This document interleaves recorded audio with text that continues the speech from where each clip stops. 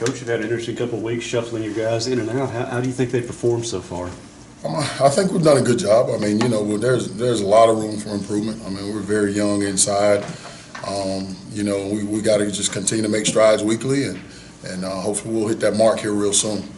It's got to perk your ears up a little bit as a defensive line coach when you're playing the nation's #1 rushing team. Just what's been the mindset and what you've been telling the guys about what they have to do this week? Well, it's the same every week. They just happen to be the next team on the schedule, and they just happen to be the #1 rushing team in the country. Our philosophy is to stop the run every week. And I challenge these guys every week, just like this week, to go out and play your responsibility, be physical, control the line of scrimmage, and play in the backfield. And that's something that we're going to preach every week. And this week, though, it does present a challenge because they're big and they're physical up front. And, we've got to match that physicality and that strength, and that's the plan. You had some young guys get a lot of their first snaps that first week. What improvements did you see in the second week from some of those younger guys? They've done a good job. Jaden Crumity and Fabian Lovett, I mean, they're really growing up. You've seen a lot of improvement from the first game to the second game. But, I mean, even with that, we're still so far away. But those guys they're growing up. They're what we say, they're starting to form calluses on, and they're understanding what's happening, and they're getting the reps, and hopefully here real soon we'll have them going and playing the way we really want them to play on a consistent basis.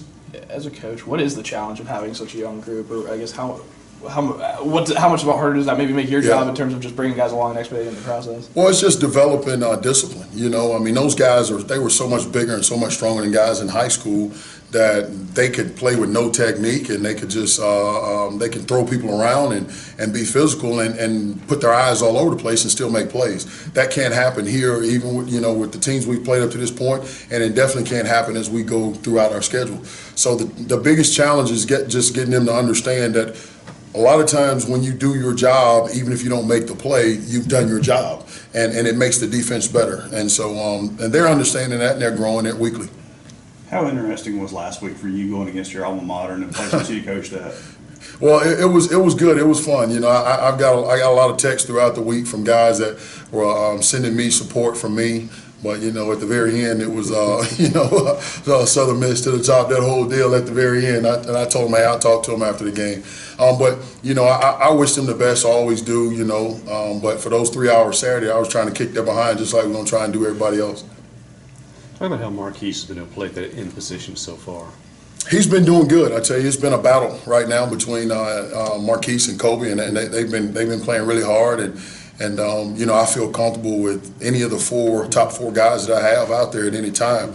But he's coming along. He's playing hard, and he had a chance to make some plays Saturday, and he did that, and really gave us a lift there with the sack fumble. When you've got 3 different offenses in 3 consecutive weeks, I mean, does it change the job for you at all? Well, I mean, a little bit, but really it's just about being consistent in your technique. I mean, playing certain techniques, they're the same regardless of who you're playing. The biggest part of that is more so when you get on the second and third level, guys, that it changes where your eyes should be, who you're looking at, all of that. For us, it's pretty simple. Well, I say simple, but it's pretty generic in the sense that you play certain techniques when you're lined up in certain places, and that's what it is. How much in week 2 did it help having Lee back out there to kind of help some of those young guys through the rough spots? It was good. It was good. He's an older guy that have had some reps around here, and it was good having him back out there. Kind of in that vein, I mean, with as much experience as you have on the outside between Chauncey and Marquise, just older guys necessarily, how much does that help just with the younger guys and bringing them along? It helps a lot because those guys challenge them a lot. I mean, they get in their face and they challenge them a lot, and so they're growing up fast. The Lovitts and the Crumitys and the Cam Youngs, those guys are growing up fast, and we need them to grow up fast. But you're dealing with Chauncey Rivers and Marquise and Kobe and those guys who've played a lot of reps. Those guys understand what it takes, and the younger guys, they're very receptive of all the things that they're getting right now from those guys. So it's helping a lot. Even with the growing pains and the mistakes those guys are going to make, the young ones, is it fun for a coach to develop guys with that kind of raw talent? It is. It is. You sometimes you look at those guys as big as they are, and you think, okay, I mean, he'll be this type player right now. Mm-hmm. But I mean, Fabian Lovett looks probably as good as any defensive lineman I've ever been around. Mm-hmm. But he's still a baby. I say a baby. He's still young, and it just takes continuing to due to certain things on a daily basis that we would have to do to continue to get him to grow. You see the same kind of thing with Nathan Pickering. He's a guy came in, Yep. but is just trying to bring him along. He's got a lot of talent, but it goes back to what I said earlier. You know, I mean, he was one of those guys that was bigger, stronger, faster than everybody. And he just put his hands on people, throw them around, look all over the place, and make plays. And I think that's the biggest thing that he's had to adjust to is just the speed of the game. But he's getting better weekly, and we're expecting a lot of things from him here in the over his career. When you see guys that young, I mean, can you see like a market improvement week to week just because of, you know, they're kind of starting to square one a little bit? Oh yeah. And you know, and a lot of times it's good as a D-line coach to get kids that are young, that are raw, because you can mold them the way you want to mold them. But it's for him. I mean, he understands the game, so he knows what's happening. It's just a matter about now getting better technique every week.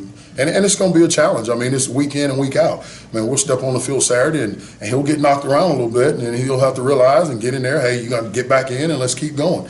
But that's something that we're going to deal with week to week, and we're going to fight week to week, and hopefully the light will come on and he'll be ready to go.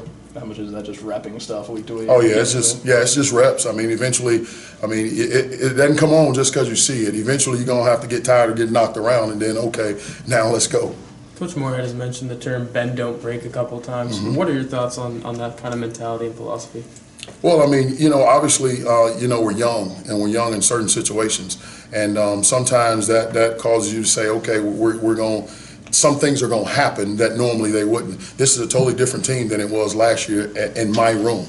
And so there are things that will happen up front in my room that didn't happen last year. And it's just going to take growing and getting older for those things to kind of disappear. And we've got to get them to grow, and we've got to get them to get older faster, you know, so, and that's the process. When teams kind of work their way down the field on you, like Southern missed it a couple times, but then you get off the field when Marquise comes through and forces a fumble, does it almost make it more rewarding that you guys are off the field and didn't give up any points on a possession that you did give up some yards? Well, it's always rewarding to get off the field and not give up points, regardless of where it is. But, you know, you go back to, you put in those situations on certain down. If you get in a third down, we want to get off the field obviously sooner. So those are teaching moments. Yeah, we got off the field and it was great. We didn't give up any points. But what could we have done here to make us better where we could have gotten off the field quicker?